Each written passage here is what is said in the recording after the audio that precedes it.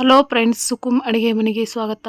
ಇವತ್ತು ನಾನು evening time tea coffee ಜೊತೆ ಕ್ಯಾಬೇಜ್ ಪಕೋಡ ಯಾವ ಥರ ಮಾಡೋದಂತ ಹೇಳ್ತಾ ಇದ್ದೀನಿ ನೋಡಿ. ಈ ಥರ ನಾವು ಕ್ಯಾಬೇಜಿಂದ ಈರುಳ್ಳಿ ಪಕೋಡ ತಿಂದಿರ್ತೀವಿ. ಈ ಥರ ಕ್ಯಾಬೇಜ್ ಪಕೋಡ ಯಾವ ಥರ ಮಾಡೋದಂತ ನೋಡೋಣ ಬನ್ನಿ. ಮೊದಲು ನಾನಿಲ್ಲಿ ಒಂದು ಬೌಲ್ ತೊಗೊಂಡ್ಬಿಟ್ಟು ಇದಕ್ಕೆ ನಾನು ಈ ಥರ ನೋಡಿ ಸಣ್ಣಗೆ ತುರಿದಿಟ್ಕೊಂಡಿರುವಂಥ 1 ಕಪ್ ಕ್ಯಾಬೇಜ್ ಹಾಕ್ಕೊಂಡಿದ್ದೀನಿ. ಕ್ಯಾಬೇಜ ಈ ಥರ ಸಣ್ಣ ತುರ್ಕೋಬೇಕು. ಹಾಗೆ ಸಣ್ಣಗೆ ಕಟ್ ಮಾಡಿರುವಂಥ ಒಂದು ಸಣ್ಣ ಈರುಳ್ಳಿನ ಉದ್ದಗ ಕಟ್ ಮಾಡಿರಬೇಕು. ಹಾಗೆ 1-2 ಹಸಿ ಮೆಣಸಿನ್ಕಾಯಿ ಸಣ್ಣ ಕಟ್ ಮಾಡಿದ್ದು. ಹಾಗೆ ಅದ್ರ ಜೊತೆ ಸ್ವಲ್ಪ ಕೊತ್ತಂಬರಿ ಸೊಪ್ಪನ್ನು ಹಾಕ್ಕೋತಾ ಇದ್ದೀನಿ. ಆಮೇಲೆ ಏನೈತಲ್ಲ, ಇದಕ್ಕೆ ನಾವು ಚೆನ್ನಾಗಿ ಸ್ವಲ್ಪ ಇದನ್ನ ಕಾಯಿಸ್ಕೊಳ್ಳೋಣ, ಮಿಕ್ಸ್ ಮಾಡ್ಕೊಂಬಿಟ್ಟು. ಇದಕ್ಕೆ ನಾವು ಬೈಂಡಿಂಗಿಗೋಸ್ಕರ ದೊಡ್ಡ ಸ್ಪೂನಲ್ಲಿ 2-3 ಸ್ಪೂನಷ್ಟು ನಾನಿಲ್ಲಿ ಕಡಲೆ ಹಿಟ್ಟು ಹಾಕ್ಕೋತಾ ಇದ್ದೀನಿ. ಹಾಗೆ ಅದ್ರ ಜೊತೆ 1-2 ಸ್ಪೂನಷ್ಟು ನಾನಿಲ್ಲಿ ಅಕ್ಕಿ ಹಿಟ್ಟು ಹಾಕ್ಕೋತಾ ಇದ್ದೀನಿ. ಅಕ್ಕಿ ಹಿಟ್ಟು ಹಾಕೋದ್ರಿಂದ ಕ್ರಿಸ್ಪಿನೆಸ್ ಆಗಿ ಬರ್ತಾವೆ. ಹಾಗಾಗಿ ನಾನಿಲ್ಲಿ ಅಕ್ಕಿ ಹಿಟ್ಟು ಹಾಕ್ಕೊಂಡಿದ್ದೀನಿ. ಆಮೇಲೆ ಸ್ವಲ್ಪ ಜೀರಿಗೆ ಹಾಕ್ಕೋತಾ ಇದ್ದೀನಿ, ಒಂದು ಅರ್ಧ ಟೀ ಸ್ಪೂನಷ್ಟು. ನೋಡಿ ಇಲ್ಲಿ ಅರ್ಧ ಟೀ ಸ್ಪೂನಷ್ಟು ನಾನಿಲ್ಲಿ ಓಂಕಾಳು ಹಾಗೆ ಅಜ್ವಾನ ಏನಂತಾರಲ್ಲ ಅದನ್ನು ಈ ಥರ ಕೈಯಿಂದ ಕ್ರಷ್ ಮಾಡಿಬಿಟ್ಟು ಹಾಕ್ಕೋತಾ ಇದ್ದೀನಿ. ಹಾಗೆ ರುಚಿಗೆ ತಕ್ಕಷ್ಟು ನಾನಿಲ್ಲಿ ಉಪ್ಪು ನೋಡ್ಕೊಂಬಿಟ್ಟು ಹಾಕ್ಕೋಬೇಕಾಗುತ್ತೆ. 1 ಟೀ ಸ್ಪೂನಷ್ಟು ನಾನಿಲ್ಲಿ ಅಚ್ಕಾರದ ಪೌಡ್ರ್ ಹಾಕ್ಕೋತಾ ಇದ್ದೀನಿ. ಅದ್ರ ಜೊತೆ 1/4 ಟೀ ಸ್ಪೂನಷ್ಟು ನಾನಿಲ್ಲಿ ಸೋಂಪು ಹಾಕ್ಕೋತಾ ಇದ್ದೀನಿ. ಹಾಗೆ ಸಣ್ಣದಾಗಿ ಕಟ್ ಮಾಡ್ಕೊಂಡಿರುವಂಥ ಕೊತ್ತಂಬರಿ ಸೊಪ್ಪನ್ನು ಹಾಕಿಬಿಟ್ಟು ಚೆನ್ನಾಗಿ ನಾವು ಇದನ್ನು ಮಿಕ್ಸ್ ಮಾಡ್ಕೊಳ್ಳೋಣ. ನೋಡಿ, ಇದು ಕ್ಯಾಬೇಜ್ ಹಿಟ್ಟು ಜಾಸ್ತಿ ಹಾಕ್ಕೋಬಾರ್ದು, ಬೈಂಡಿಂಗಿಗೋಸ್ಕರ ನಾವು ಹಾಕ್ಕೋಬೇಕಾಗತ್ತೆ.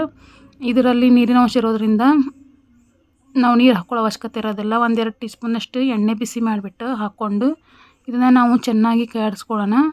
ನೋಡಿ, ಇದು ಚೆನ್ನಾಗಿ ಈ ಥರ ಕಾಯಿಸ್ಕೊಂಡು ಇದನ್ನೇನೈತಲ್ಲ ನಾವು ಕಾಯಿಸ್ಕೊಂಡಿದ್ಮೇಲೆ ಒಂದು 10 ನಿಮಿಷ ಹಾಗೆ ಇಡಬೇಕಾಗತ್ತೆ. ಯಾಕಂದರೆ ಇದರಲ್ಲಿರೋ ನೀರಿನ ಅಂಶ ಅದ್ರ ಜೊತೆ ಬಿಟ್ಟುಕೊಳ್ಳುತ್ತೆ. ಹಾಗಾಗಿ ನಾನು ನೋಡಿ ಈ ಥರ ಉದುರಾಗಿ ನಮ್ಗೆ ಇದ್ರ ಪಕೋಡ ತುಂಬಾ ಚೆನ್ನಾಗಿರುತ್ತೆ. ನೀರು ಹಾಕದೆ ಈ ಥರ ಕಾಯಿಸ್ಕೊಂಡ್ಬಿಟ್ಟು ಒಂದು 10 ನಿಮಿಷ ಇಟ್ಟಿದ್ಮೇಲೆ ನೋಡಿ ಒಂದು ಕಡೆ ಎಣ್ಣೆ ಬಿಸಿ ಮಾಡಿದ್ದೀನಿ. ಹಾಗೆ ನಾವು ಸಣ್ಣದಾಗಿ ಸಣ್ಣ ಉರಿಯಲ್ಲಿ ಈ ಥರ ಪಕೋಡ ಹಾಕೋದ್ರಿಂದ ಇದು ತುಂಬಾ ಚೆನ್ನಾಗಿ ಫ್ರೈ ಆಗುತ್ತೆ. ನೋಡಿ, ಈ ಥರ ನಾವು ಸಣ್ಣದಾಗಿ ಪಕೋಡ ಹಾಕ್ಕೊಂಬಿಟ್ಟು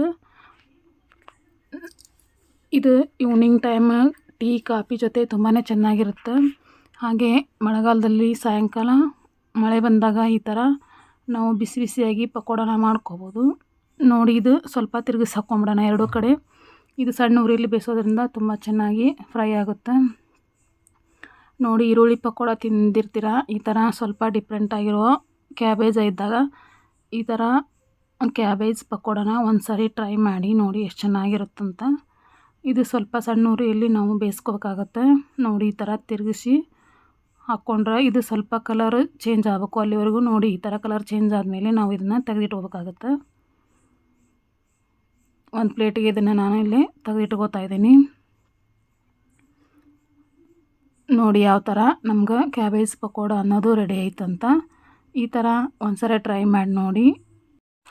ಈವ್ನಿಂಗ್ ಟೈಮಲ್ಲಿ ನಾವು ದಿಢೀರಂತ ಮನೆಯಲ್ಲಿರುವ ಸಾಮಗ್ರಿಗಳನ್ನ ಉಪಯೋಗಿಸಿ ನಾವು ಈ ಥರ ಕ್ರಿಸ್ಪಿಯಾಗಿರುವಂಥ ಕ್ಯಾಬೇಜ್ ಪಕೋಡನ ಮಾಡಿ ತೋರಿಸಿದೆ ನೋಡಿ. ಇದು ಯಾವ ಥರ ಬಂದಿದೆ ಅಂದ್ರೆ ನೋಡಿ, ಎಷ್ಟು ಒಳಗೂ ತುಂಬಾ ಚೆನ್ನಾಗಿ ಫ್ರೈ ಆಗಿದೆ, ತುಂಬಾ ಕ್ರಿಸ್ಪಿನೆಸ್ ಆಗಿ ಬಂದಿದೆ ಇದು ಕ್ಯಾಬೇಜ್ ಪಕೋಡ. ಇದನ್ನು ಒಂದ್ಸರಿ ಟ್ರೈ ಮಾಡಿ ನೋಡಿ, ತುಂಬ ಚೆನ್ನಾಗಿದೆ. ಈ ವಿಡಿಯೋ ಇಷ್ಟ ಆಗಿದ್ದರೆ ಲೈಕ್ ಮಾಡಿ, ಶೇರ್ ಮಾಡಿ. ಹಾಗೆ ಯಾರು ಚಾನಲ್ ಸಬ್ಸ್ಕ್ರೈಬ್ ಮಾಡ್ಕೊಂಡು ನೋಡ್ತಾ ಇಲ್ವೋ ದಯವಿಟ್ಟು ಸಬ್ಸ್ಕ್ರೈಬ್ ಮಾಡ್ಕೊಂಡು ನೋಡಿ. ನೋಡಿ, ಪಕೋಡ ಅನ್ನೋದು ಎಷ್ಟು ಕಲರ್ ಚೆನ್ನಾಗಿ ಬಂದಿದೆ. Thank you for watching.